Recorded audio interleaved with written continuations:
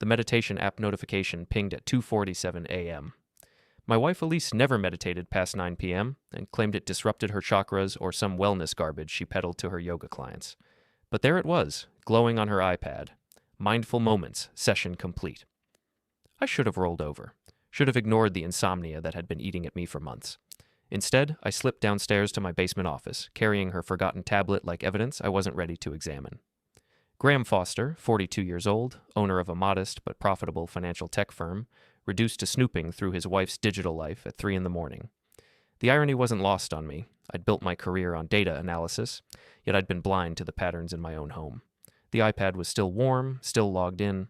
Her meditation folder contained exactly what you'd expect: breathing exercises, guided visualizations, ambient sounds. But buried beneath ocean waves for sleep was another folder: personal practice. My finger hovered over it. 15 years of marriage, and I was about to cross a line I couldn't uncross. The smart play was to put the tablet back, pretend I'd never seen it, maintain the comfortable fiction that my wife's recent distance was just stress from expanding her yoga studio. I tapped the folder. 2 years. 2 entire years of messages, photos, video calls, and promises stretched across my screen like a roadmap of betrayal. The contact name was simple: SC, Simon Croft. British accent in the voice messages, cryptocurrency consultant based in London, digital nomad with a weakness for married American women and philosophical discussions about finding one's authentic self. I dream about finally touching you, read one message from 3 months ago. 2 years of screens between us, darling. When we meet in person, I want to memorize every inch of you. Elise's response made my stomach clench. Soon, my love. I've almost got everything arranged. Graham suspects nothing. He's too buried in his spreadsheets to notice I'm planning my escape. I scrolled deeper, watching my marriage dissolve in real time. Screenshots of flight searches to Las Vegas, hotel reservations at the Bellagio, a detailed timeline for her next yoga retreat, which coincidentally aligned with Simon's first trip to America in 2 years. The meditation folder was brilliant, really. Who would question a wellness influencer having meditation apps? The perfect hiding spot for an affair conducted entirely online, at least until now. My phone buzzed. A text from Elise upstairs. Can't sleep. Going for a drive to clear my head. Don't wait up. At 3:15 a.m., right after her meditation session ended, I screenshotted everything. Every message, every photo, every promise they'd made to each other. My business had taught me the value of thorough documentation, and this was just another data collection project, the most important one of my life. By sunrise, I had 2 years of evidence organized in encrypted folders on my secure server. Flight confirmations showing Elise had booked seat 14F on United Flight 447 to Las Vegas, departing in 6 days. Hotel reservations at the Bellagio for a wellness retreat that would last exactly as long as Simon's visa allowed. She'd planned everything perfectly. Almost everything. When Elise returned at dawn, I was in the kitchen making coffee, her iPad exactly where she'd left it. Rough night? I asked, not looking up from my newspaper. Just needed some air. She kissed my forehead, the same automatic gesture she'd performed for years. You're up early. Couldn't sleep. Thinking about that Vegas conference next week. Might be good for business. She froze, coffee mug halfway to her lips. Vegas? Financial Tech Summit at the Bellagio. Funny coincidence. Isn't that where you're doing your retreat? Oh. Her voice was carefully neutral. Yes, small world. Maybe we could grab dinner. Make it a working vacation. I'll be pretty busy with the wellness sessions. You know how intensive these programs are. I smiled, finally meeting her eyes. Of course. Wouldn't want to interrupt your practice. Something flickered across her face. Suspicion, maybe, or guilt. But she recovered quickly, launching into a detailed description of the meditation techniques she'd be learning from her instructor. Every word was a lie, delivered with the practiced ease of someone who'd been lying for 2 years. I nodded and made appropriate responses while mentally reviewing the evidence I'd collected, the photos Simon had sent her, the promises they'd made, the detailed plans for their first physical meeting. After she left for the studio, I called my assistant Tammy. I need you to book me a flight to Vegas, I said. United 447, departing next Tuesday. The same flight as... Yes, seat 14C, if it's available. If not, anything in that section. Tammy had worked for me for 8 years. She knew better than to ask questions when I used that tone. Consider it done? Should I book a hotel? Already handled. I spent the rest of the morning in my basement office, building what I privately called the archive. Every message between Elise and Simon, organized chronologically. Every lie she'd told me about her whereabouts, cross-referenced with his travel schedule. Every photo she'd sent him, every promise they'd made, every detail of their planned rendezvous. The meditation app pinged again around noon. Another session with her instructor. I watched the timestamps, noting how they aligned perfectly with Simon's online status. Even now, probably planning their Vegas meeting, they had no idea I was 3 steps ahead. My phone rang. Miles, my younger brother and former police detective, now running his own security consulting firm. "Graham, you sound weird. Everything okay?" "Define okay?" "Jesus, what happened?" I could have told him everything. Miles had always been the one I turned to for advice, the practical brother who saw the world in clear terms of right and wrong. But this wasn't a problem that needed solving. It was a situation that needed managing. Just work stress. Listen, hypothetically, if someone wanted to document infidelity for divorce proceedings, what would be the cleanest approach? Long pause. Hypothetically, you'd want everything time-stamped and verified. Photos, messages, travel records. But Graham, just hypothetically. Okay, hypothetically, the key is patience. Let them hang themselves with their own rope. Document everything, but don't interfere until you're ready to move. And when would someone be ready to move? When they have enough evidence to ensure complete victory. No room for denial. No chance for the other party to play victim. You want them caught so thoroughly that everyone knows exactly what happened. I thanked him and hung up, his words echoing in my mind. Complete victory. No room for denial. The meditation app pinged again at 2 p.m., then 4 p.m., then 7 p.m. Each session lasted exactly as long as Simon was online, their digital affair playing out in real time while I archived every moment. At dinner, Elise was unusually chatty, telling me about her day at the studio, her plans for the Vegas retreat, her excitement about learning new techniques from her instructor. "He's supposed to be amazing," she said, twirling pasta around her fork. "Very hands-on approach to wellness." "I'm sure he is." "You should try meditation, Graham. You seem tense lately." "Maybe I will. Any app recommendations?" She nearly choked on her wine. "Oh, there are so many options. I could look into it for you." "That's okay. I'll find something that works for me." After she went to bed, I returned to the archive, adding the day's new messages. Simon had sent her a photo of his passport, confirming his flight details. She'd responded with a picture of the lingerie she'd bought for their meeting, charged to our joint credit card, I noted with dark amusement. The meditation folder now contained over 300 messages, dozens of photos, and a complete timeline of their relationship. Everything I needed to ensure that when the moment came, there would be no escape, no excuses, no way for either of them to deny what they'd done. I booked seat 14C on United Flight 447 and began planning the most important presentation of my career. Tammy knocked on my office door at exactly 9 a.m., carrying coffee and wearing the expression she reserved for delicate situations. "Your Vegas flight is confirmed," she said, closing the door behind her. "Seat 14C. The passenger manifest shows Mrs. Foster in 14F. Perfect. Graham." She sat down across from my desk, abandoning her usual professional distance. "I've worked for you for 8 years. I've seen you navigate hostile takeovers and regulatory audits without breaking a sweat. But whatever you're planning, I'm not planning anything, just taking a business trip. To the same destination as your wife, on the same flight, 3 seats away from her, without telling her." I looked up from my computer. "Your point?" "My point is that you're not the kind of man who does anything without a plan. And the way you've been acting lately..." She shrugged. "I'm worried you're about to do something that can't be undone." Tammy had been my first hire when I started the company, fresh out of college with a business degree and an instinct for reading people that rivaled any psychological profile. She'd grown into more than an assistant, part office manager, part confidant, part early warning system for my worst impulses. "What if I told you that Elise has been having an affair for 2 years?" Her expression didn't change. "I'd say that explains the separate vacations, the new clothes, and why she stopped asking about your day." "You knew?" "I suspected. The signs were all there if you knew how to look." She leaned forward. "But suspecting and proving are different things, and proving and acting on it are different things entirely." I turned my monitor toward her, showing the archive's main directory. Hundreds of files, organized by date and type, each one documenting another piece of my wife's betrayal. Tammy whistled softly. "How long have you been collecting this?" "Since Tuesday night. She's meeting him in Vegas. They've been planning it for months. And you're going to..." Document it. That's all. Just document what happens when they finally meet in person. She studied my face with the same intensity she brought to analyzing quarterly reports. You're lying to me. I'm not. Graham, I've seen you prepare for every major decision you've made since I started working here. You don't just collect data, you build strategies. You identify weaknesses, you plan for every possible outcome. She gestured at the screen. This isn't documentation, this is reconnaissance. I closed the laptop. Even if that were true, what would you suggest? Pretend I never found out? Let her come back from Vegas and continue lying to my face? I'd suggest talking to a lawyer before you do anything that might complicate a divorce. Already done. Called Peterson yesterday.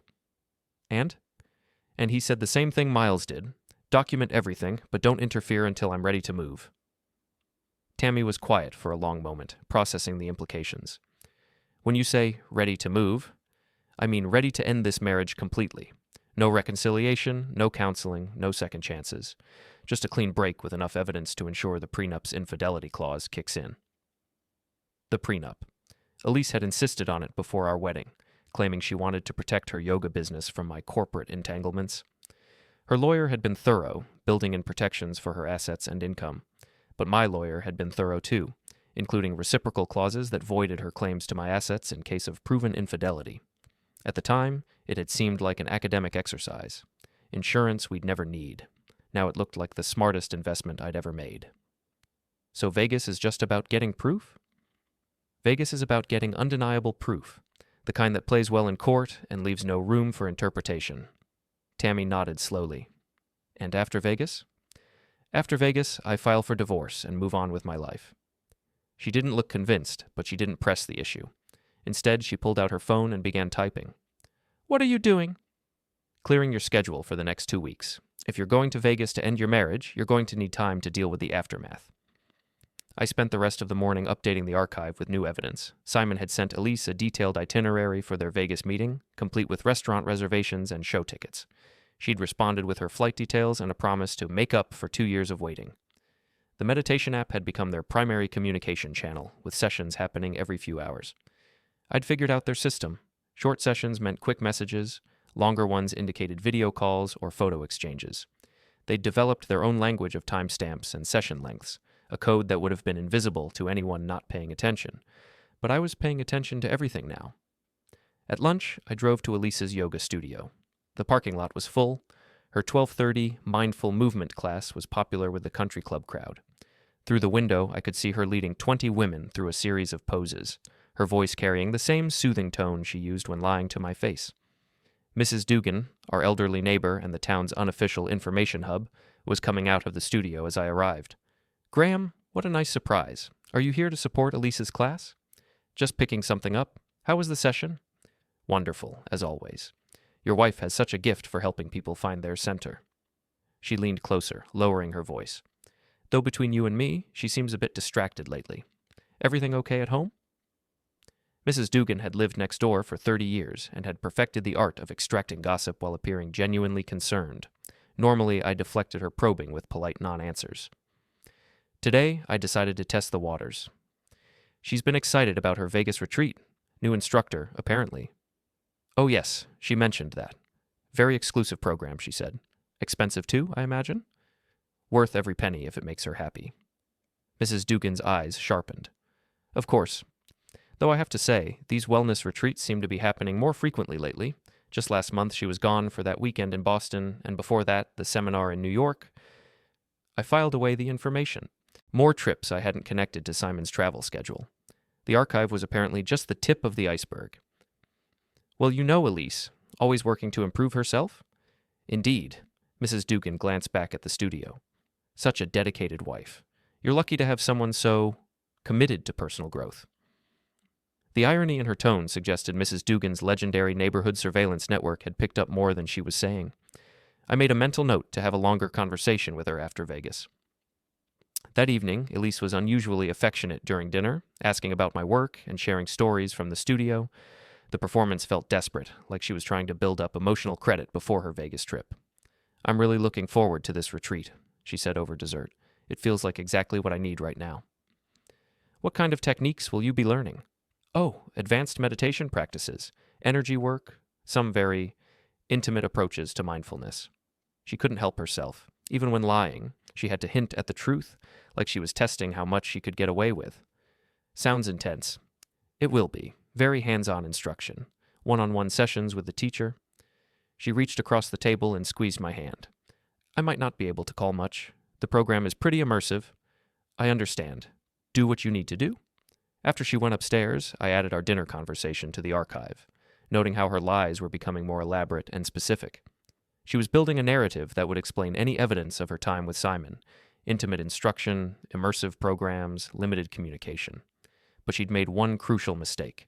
Every lie she told me now was being recorded and time-stamped, creating a parallel record of deception that would make her Vegas activities impossible to explain away. The meditation app pinged at 11 p.m.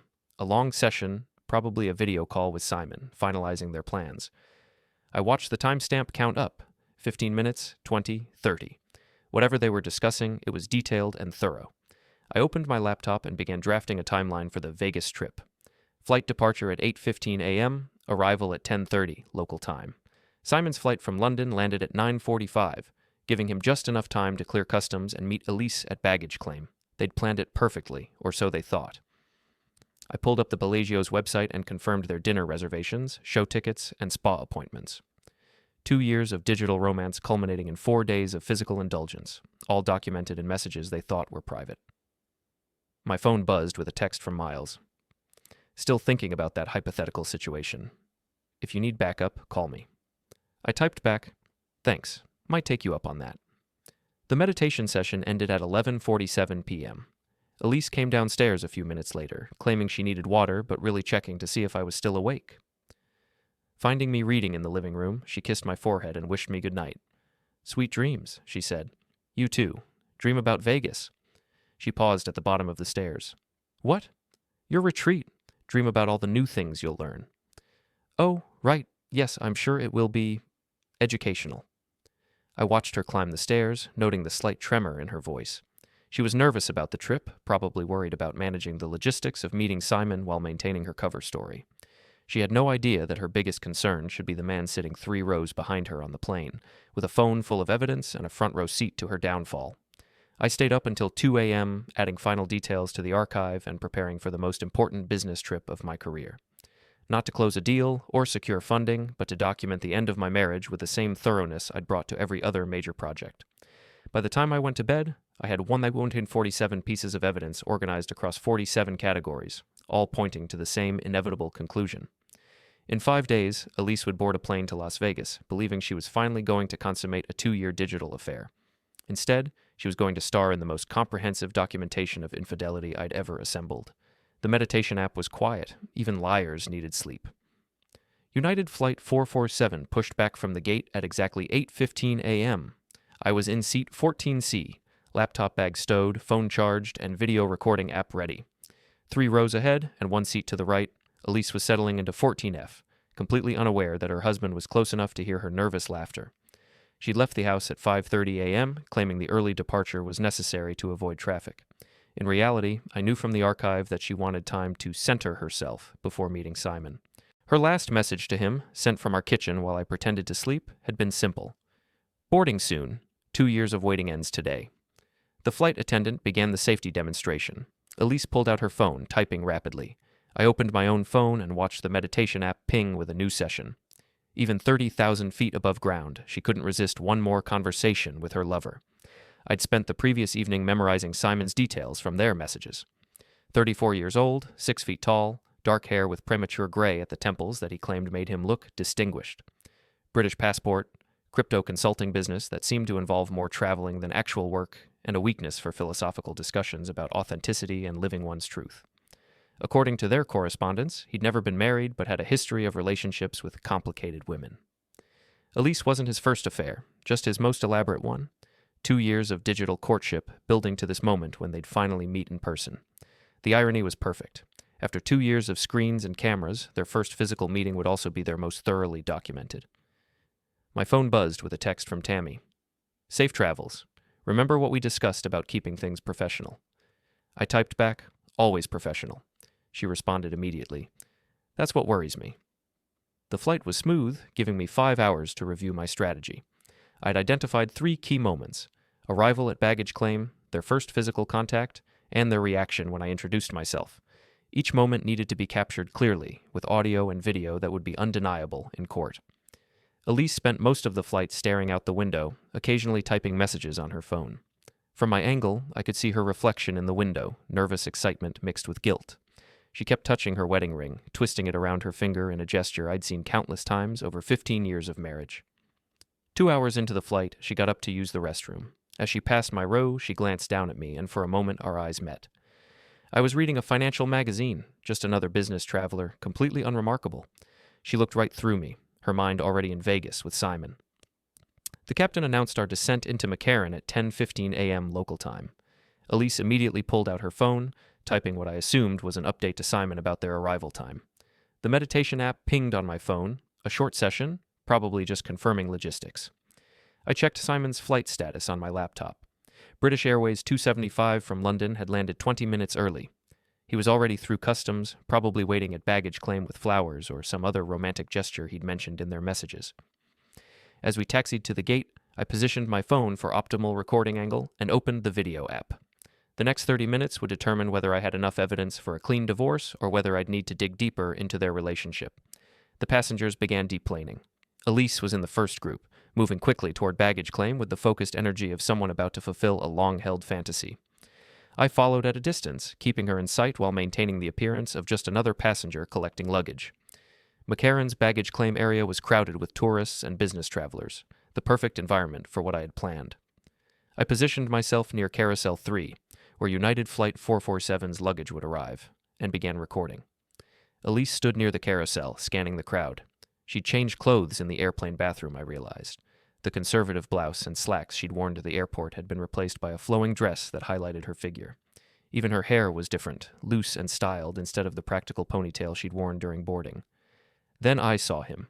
Simon Croft matched his photos exactly, down to the expensive casual clothes and confident posture. He was carrying a single red rose and wearing the kind of smile that suggested he'd been looking forward to this moment for months. They spotted each other simultaneously. Elise's face lit up with genuine joy, more happiness than I'd seen from her in years. Simon began walking toward her, rose extended, his British accent carrying across the baggage claim area as he called her name. "Elise! Finally, darling, you're even more beautiful in person." She practically ran to him, throwing her arms around his neck in an embrace that left no doubt about their relationship. He spun her around, both of them laughing, completely absorbed in their reunion. I kept recording, moving closer to capture audio while staying hidden in the crowd. This was it, the moment that would end my marriage and validate 2 years of lies. They were kissing now, not the polite peck of friends meeting for the first time, but the passionate embrace of lovers reunited. Elise's hands were in his hair, his arms wrapped around her waist, both of them oblivious to the crowd around them. 2 years, she whispered against his lips. "I can't believe you're real." "Very real," he replied. "And very much yours for the next 4 days." They broke apart, holding hands and staring at each other with the intensity of teenagers in love. Simon handed her the rose, which she accepted with a smile that made my chest tighten, despite everything I knew about her betrayal. The hotel?" she asked. "Already checked in. Presidential suite, just like we discussed." "Perfect. I told Graham I'd be in meditation sessions most of the time, so we won't be interrupted." That's when I stepped forward, phone still recording, and cleared my throat. "Excuse me, Elise?" She turned toward me, and I watched her face cycle through confusion, recognition, and absolute terror in the space of 3 seconds. Simon, still holding her hand, looked between us with growing awareness that something was very wrong. "Graham?" Her voice was barely a whisper. How are you?" "Same flight," I said calmly, still recording. "Seat 14C, you were in 14F. Funny coincidence, don't you think?" Simon dropped her hand like it was on fire. "You're the husband?"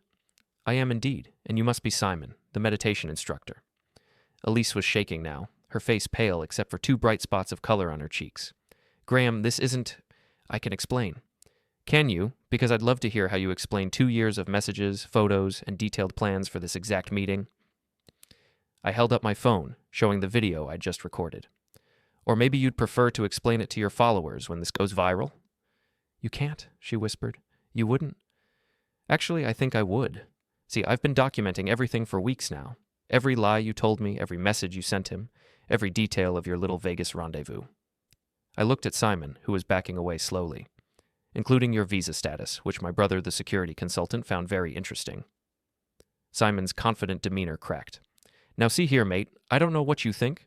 I think you're about to have a very unpleasant conversation with airport security and immigration, and probably the press, once this video gets out." I was bluffing about most of it, but they didn't know that. 2 years of digital romance had left them unprepared for physical confrontation, especially the kind that involved legal consequences and public humiliation. "Graham, please," Elise said, reaching for my arm. "Can we talk about this privately?" We had 15 years to talk privately. You chose to have private conversations with Simon instead. I pocketed my phone and picked up my carry-on bag. "Enjoy your meditation retreat. I hear Vegas is very enlightening." I walked away, leaving them standing by the baggage carousel in stunned silence. Behind me, I could hear Elise crying and Simon's British accent becoming more pronounced as he tried to process what had just happened.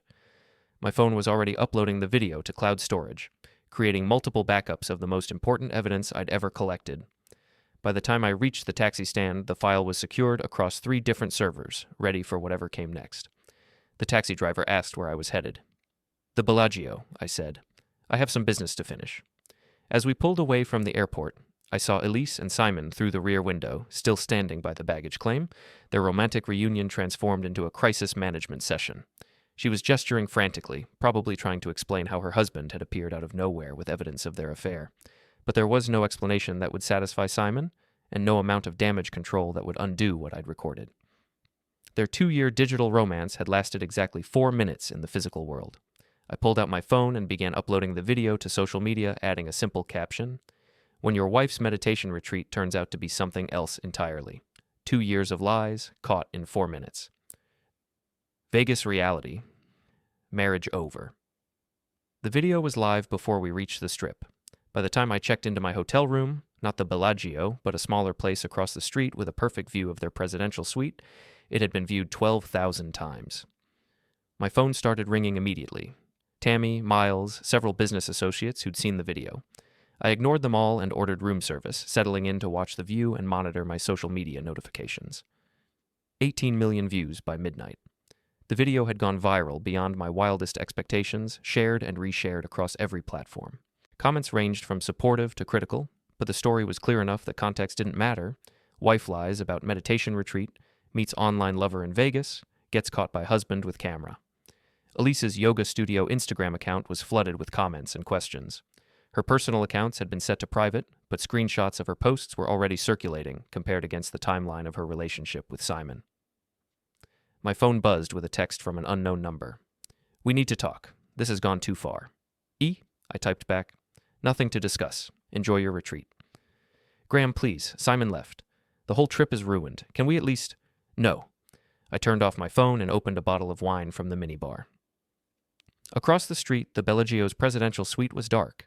Either they'd never made it to the hotel, or they were hiding inside, trying to figure out how to salvage a situation that was already completely beyond repair. The meditation app on my iPad was silent for the first time in weeks. Apparently, enlightenment was harder to achieve when the whole world was watching. I raised my glass to the window, toasting the end of my marriage and the beginning of whatever came next. After 2 years of lies and 15 years of gradual emotional distance, it felt surprisingly good to finally know exactly where I stood. The video hit 25 million views by morning, and my divorce attorney's phone was ringing before I finished breakfast. Account closed, as promised. No refunds available. The flight back to Boston was mercifully empty in first class. I'd upgraded using miles, figuring I deserved some comfort after the most surreal 48 hours of my life. Elise had taken an earlier flight. According to the airline app we'd shared for years, she'd left Vegas at 6 a.m., probably desperate to get home and begin damage control. My phone had been buzzing nonstop since the video went viral. 43 million views now, shared across every social platform, picked up by gossip blogs and even a few legitimate news outlets. Vegas Meditation Retreat Exposed was trending on Twitter, complete with memes and commentary from relationship experts.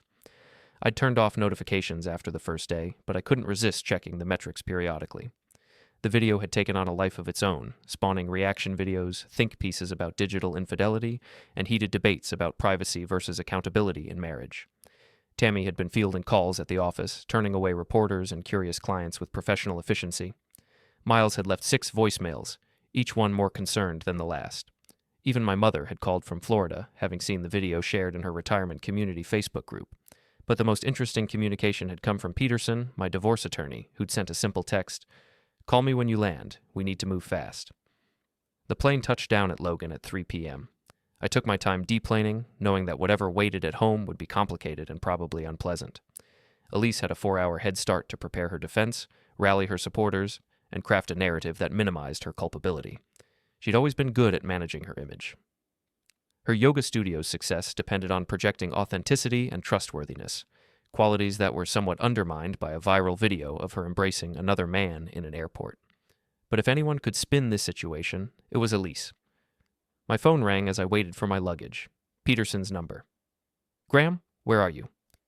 "Just landed. What's the situation?" "Complicated.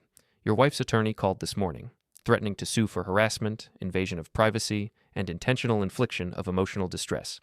They're claiming the video was obtained illegally and that posting it was a malicious attack on her business." I laughed, surprising myself with how genuine it sounded. Her business built on authenticity and trust? That's their angle. They're also claiming the meeting was innocent, that you misrepresented the context, and that your wife was the victim of an elaborate setup. A setup I apparently orchestrated for 2 years, including faking hundreds of messages and photos? They're still working on that part of the story. Peterson's voice was dry. The good news is that none of their threats have legal merit. You recorded them in a public place, the evidence speaks for itself, and posting the video falls under protected speech about matters of public concern. Public concern? Your wife is a public figure with a social media following. Her business depends on her reputation for honesty and authentic living. The video directly relates to those public claims. I collected my luggage and headed for the taxi stand. What about the divorce? That's where things get interesting. The prenup's infidelity clause is ironclad, and your evidence is overwhelming. She has no claim to your assets, your business, or even spousal support. But she's not going quietly. Her attorney is threatening a scorched earth approach, claiming you've been psychologically abusive, that the surveillance was stalking, that she was driven to seek comfort elsewhere because of your controlling behavior. The taxi pulled up to my house at 4:30 p.m. Elise's car was in the driveway, but the windows were dark. I paid the driver and stood on the sidewalk for a moment, looking at the home we'd shared for 8 years. Whatever happened next would probably be the last civil conversation we'd ever have. I found her in the living room, sitting on the couch with her laptop open and her phone beside her. She looked exhausted, her usual polished appearance replaced by the hollow-eyed look of someone who hadn't slept in days. "Graham." She stood up as I entered, her voice carefully neutral. "We need to talk." "Do we?" This has gotten completely out of hand. The video, the comments, the reporters calling the studio. You've destroyed everything I've worked for. I set down my luggage and looked around the room. Everything appeared normal. Our wedding photos still on the mantel, her yoga magazines on the coffee table, the comfortable domestic scene we'd maintained even as our marriage crumbled. I destroyed everything? That's an interesting perspective. You know what I mean. Yes, I made mistakes. Yes, I should have been honest with you about my feelings. But posting that video, making our private business public... She shook her head. That was cruel, Graham. Deliberately cruel. As opposed to 2 years of lying to my face while conducting an affair. It wasn't an affair. Simon and I never actually what? Met in person until Vegas? Had physical contact? Because the video suggests otherwise. She dropped back into her chair, shoulders sagging. You don't understand. What I had with Simon wasn't about romance or physical desire. It was about connection, about finally feeling seen and understood in ways that you... In ways that I what? In ways that you stopped trying 2 years ago. There it was. The pivot I'd been expecting. The moment when her betrayal became my fault. Classic Elise, take responsibility for the technical details while shifting blame for the underlying motivation. So this is my fault? It's both our faults. Our marriage has been in trouble for years, Graham. We've been living like roommates, going through the motions, avoiding any real intimacy or connection. Simon offered something you couldn't. What? Validation? Adventure? The thrill of forbidden romance? Understanding. Acceptance. The feeling that someone actually saw me as more than just a wife who managed the household and looked good at business dinners? I walked to the window, looking out at Mrs. Dugan's house. She was probably watching from behind her curtains, eager for any gossip about the couple whose marital drama had become international entertainment. And you couldn't have mentioned any of this during our 15 years of marriage? I tried. Remember the counseling I suggested 3 years ago? The marriage retreat I wanted to attend? The conversations about having children that you kept postponing? I did remember, vaguely. In the context of building my business and managing the daily logistics of adult life, Elise's suggestions for relationship improvement had seemed like optional maintenance, important eventually, but not urgent enough to prioritize. So you decided to find emotional fulfillment with a British crypto consultant instead of addressing our problems directly. I decided to explore a connection that made me feel alive again. I never intended for it to go as far as it did. 2 years, Elise. Hundreds of messages, photos, detailed plans for meeting in person. That's not exploration, that's a relationship. She was crying now, not the dramatic sobs of someone playing for sympathy, but the quiet tears of genuine regret. For a moment, I felt something like the old protective instinct I'd had toward her during our early years together. Then I remembered the meditation app notifications at 3 a.m., the lies about yoga retreats, the elaborate deception that had turned my marriage into a performance I wasn't aware I was giving. What do you want from me, Elise? I want you to take down the video. I want us to handle this privately, like adults. I want a chance to rebuild what we had before everything got so complicated. What we had before was a marriage built on lies. I just didn't know it. That's not true, isn't it? How many other trips were really about meeting Simon? How many yoga retreats were covers for your relationship? How many times did you come home from teaching and kiss me goodnight while thinking about him? She couldn't answer, which was answer enough. My phone buzzed with a text from Miles. Outside when you're ready. Brought backup. I looked out the front window and saw his security van parked across the street. Miles was leaning against the driver's side door, arms crossed, watching the house with the professional alertness that had made him a good cop. Graham? Elise had followed my gaze. What's happening? I'm moving out tonight. Tammy found me a furnished apartment downtown. Miles is here to make sure the transition goes smoothly. You can't just leave. This is our home. This is your home. According to the prenup you insisted on, it's in your name. I'm taking my personal belongings and my office equipment. Everything else stays. And the business? Also mine, according to that same prenup. Funny how legal documents work both ways. She stood up, anger replacing sadness. You planned this, the whole thing. Following me to Vegas, recording the video, going viral. You planned all of it. I planned to document your infidelity for divorce proceedings. I didn't plan for the video to go viral, but I'm not complaining about the results. You've ruined my life. I've revealed your choices. There's a difference. Miles knocked on the front door. I let him in, along with 2 other men I recognized from his security firm. Professional movers, probably, or off-duty cops he'd recruited for the occasion. Everything okay in here? Miles asked, assessing the situation with cop instincts that would never fully retire. Just finishing up, I said. Elise, meet my brother Miles. Miles, meet my soon-to-be ex-wife. Elise looked between us, probably calculating whether tears or anger would be more effective. She chose dignity, which surprised me. I'll be in the bedroom while you pack, she said. Please don't take anything that isn't clearly yours. It took 3 hours to pack 8 years of shared domestic life into boxes and suitcases. My office equipment, my clothes, my books, my personal electronics. Everything that had made the house feel like home to me fit into the back of Miles's van with room to spare. Elise stayed upstairs the entire time, though I could hear her making phone calls, probably to her attorney, her mother, and her few remaining friends who hadn't seen the video yet. As we finished loading the van, Mrs. Dugan appeared at her front door with a plate of cookies and an expression of barely contained curiosity. Graham, dear, I hope everything is all right. I couldn't help but notice the activity. Just some changes, Mrs. Dugan. Nothing to worry about. Of course, and if you need anything during this transition, you know where to find me. She handed me the cookies and squeezed my arm with genuine sympathy. Whatever she'd observed over the past few months, it had been enough to put her firmly in my corner. Take care of yourself, she whispered. Some people don't deserve the loyalty they receive. Miles started the van while I took one last look at the house. Elise was silhouetted in the bedroom window, watching us leave. For 15 years, that window had represented home, security, partnership. Now it just looked like another building where I used to live. My phone buzzed with a notification. The video had hit 60 million views. I got in the van and didn't look back. The apartment Tammy had found was in a converted warehouse downtown, walking distance from my office and several good restaurants. Clean, modern, furnished with the kind of generic comfort that suggested temporary residence rather than permanent home. Miles helped me carry up my boxes, then cracked open 2 beers from the refrigerator Tammy had thoughtfully stocked.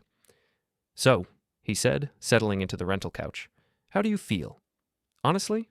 Relieved, like I've been holding my breath for years and can finally exhale." "No regrets about the video?" I considered the question. 60 million people had watched my marriage end in real time. Elise's business was probably ruined, her reputation destroyed, her relationship with Simon terminated before it really began. The nuclear option had lived up to its name. No regrets. Good, because tomorrow is going to be interesting. How so? Tammy fielded 17 interview requests today. Entertainment Tonight, Good Morning America, 3 different podcasts, and a documentary filmmaker who wants to explore digital infidelity in modern marriage. I laughed, surprising myself again. I'm not doing interviews. Figured you'd say that. But the story isn't going away, Graham. You might want to control the narrative while you still can. My phone rang. Peterson's number again. "Graham, we need to meet first thing tomorrow. Elise's attorney filed for an emergency restraining order, claiming harassment and stalking. It's garbage, but we need to respond quickly. Will it stick? Not a chance.